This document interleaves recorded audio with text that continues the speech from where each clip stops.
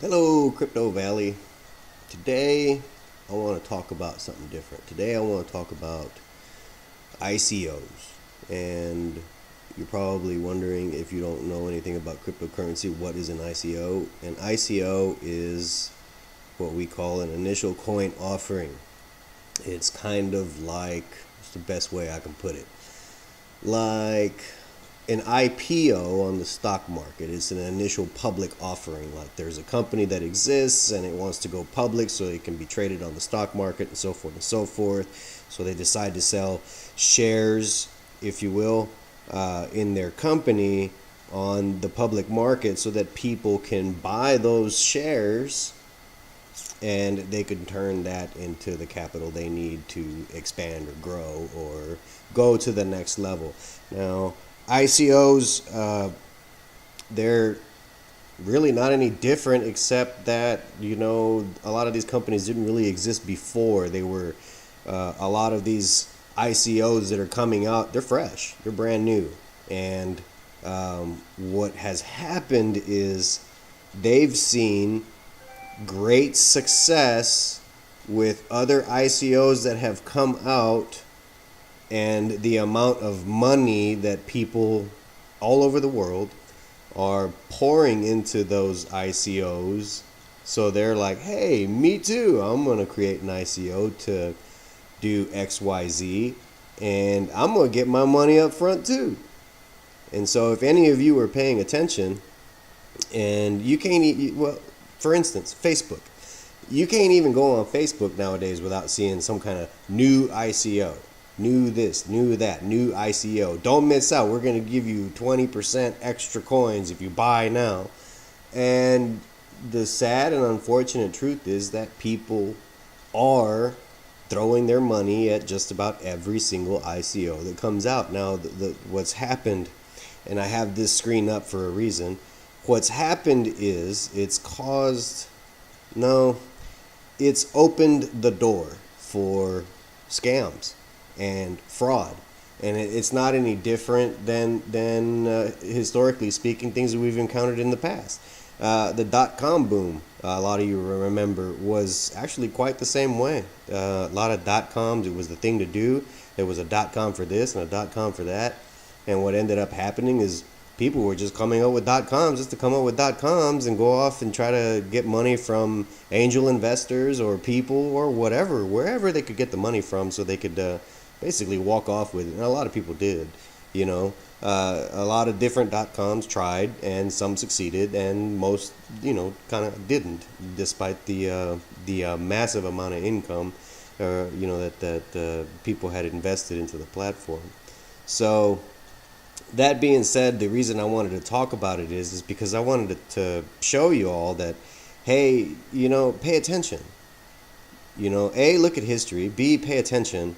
A lot of these that are going to come out, I'm not going to say all of them, because some of them are going to do what they set out to do, and their ideas are, kind of brilliant, and others are kind of vague.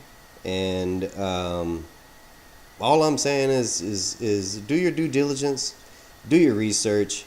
If you're going to invest in an ICO, be sure that it's an ICO that you really like the idea, what they're going to do or what they're going to try to do. I just think it's kind of messed up that a lot of folks are taking advantage of the cryptocurrency, being in its infancy, to do this so they can walk away with millions of dollars. And this is a prime example of what I've been talking about, and this is about Tezos. Now, the reason it says here that it's not likely to succeed is because when they started this, they barred U.S. citizens from participating in the ICO, and this is where this lawsuit is actually being prepared. So the likelihood that it actually succeeds here in the United States is not very high on that premise, and not to mention also that they considered everybody's financial contribution to the ICO as exactly that, a donation. So it's two-part for Tezos. A, the U.S. citizens were allowed to participate, and B, your money is now a donation. So they got around the SEC laws that we have here in the U.S., but I don't think they're out of the clear yet. Anyhow, there's a lot of turmoil in this ICO. The founders are fighting over ownership and control of it, so that's a problem right off the bat. I don't know who's trying to do right and who's trying to do wrong. The way it looks, I mean, you would probably side with with Johan Gevers, but again, none of us really know. None of us really know. It looks like he's trying to do the right thing, but ain't no telling. It's still a red flag. It's a problem. Not to mention, they took your money and said, thanks for your donation. Here's a tote bag. They gave you a tote bag. It's not the way the system is supposed to work. I'm sorry. These cats, they're running away with now hundreds of millions of dollars is what its current value is. Last I read, it was valued at some $400 million. But since they're going to have to duke it out in litigation, you can start to see where a lot of that money is going to go. I mean, our U.S. System is everybody loves to sue. Everybody loves to sue. You can nowadays you can't even lift a finger and you're getting sued. So it's again, it's sad to say it, and it's sad to see it happening to people. But people are kind of allowing this to happen, and how do you stop it? Well, do your due diligence. Don't throw money at something that you really don't truly believe in, and not to say that even then they're not going to walk away with your money. I mean, hell, shit, Enron was brick and mortar physical, and what did they do? So many people believed in it, they just kept pouring money into it, and so even brick and mortar. This isn't just about cryptocurrency and people scamming other people and running away with it. Is it going to happen? Sure. It happens every day in the physical reality you live in. Every day. It happens on Wall Street. It happens everywhere you go. So don't just focus on, cryptocurrency being a scam, because a lot of it's not. So that being said, pay attention. Pay attention. If you have a gut feeling about an ICO that you're about to invest in, follow your gut. 9 times out of 10, your gut's probably right. If it's saying don't do it, don't do it. Now, does the possibility exist that 1 out of 10 is actually going to take the platform somewhere? Yes, absolutely. Absolutely. It very well possibly could. But, I went to Vegas one time. I lived there. I went to a casino, and somebody tapped me on the shoulder and said, hey, put this token on 25, because I like roulette, And I looked at her, and I looked at the ref, whatever, and they looked at me, and then I looked at the coins, and there was nothing on 25, and I had a whole stack like this, had a whole stack, and my gut told me to throw everything I had on 25, and guess what I didn't do? Well, day late, dollar short, missed the bus. Guess what hit? 25. Should have trusted my gut. It's not any different. It's not any different here. If your gut says don't do it, don't do it. Don't do it. You know what I mean? There's plenty of other opportunities out there that your gut says, you know what? This is it for me. This is it. Is it going to work out? Maybe, maybe not. Ain't no telling. I don't know what you guys are going to invest in. But everywhere you turn now, there's a damn ICO. There's a damn ICO. Smart Billions, Tezos, this, Criterium, this, Econet, this. I mean, it just keeps going and going and going. And all they're doing is pre-mining all the coins, turning around and asking you to pay for it so they can get their money right up front. And if they're going to run, they're going to run. I don't know what to tell you. If they're actually going to do what they set out to do, then they're going to do that. But don't think that this is the last time you're going to hear about ICOs and frauds and scams and people getting arrested and sued and whatnot. It's just going to keep going. And the only reason that it's going to keep going for now is, again, cryptocurrency is in its infancy. I firmly believe it's in its infancy, late infancy, and well on its way into young adolescence.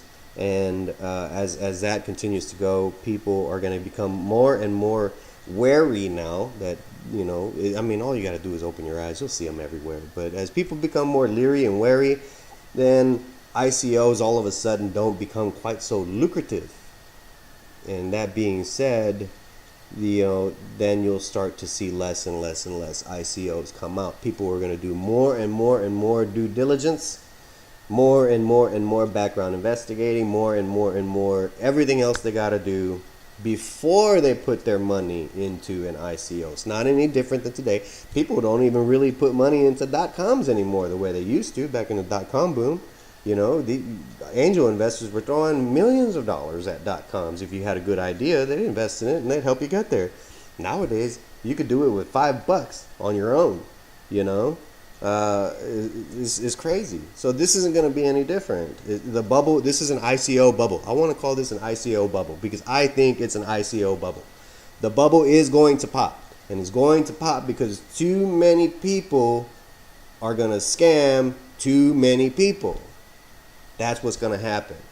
That's exactly what's going to happen. So what's the safest bet? I can't really give you a safest bet. If you have mining equipment, mine.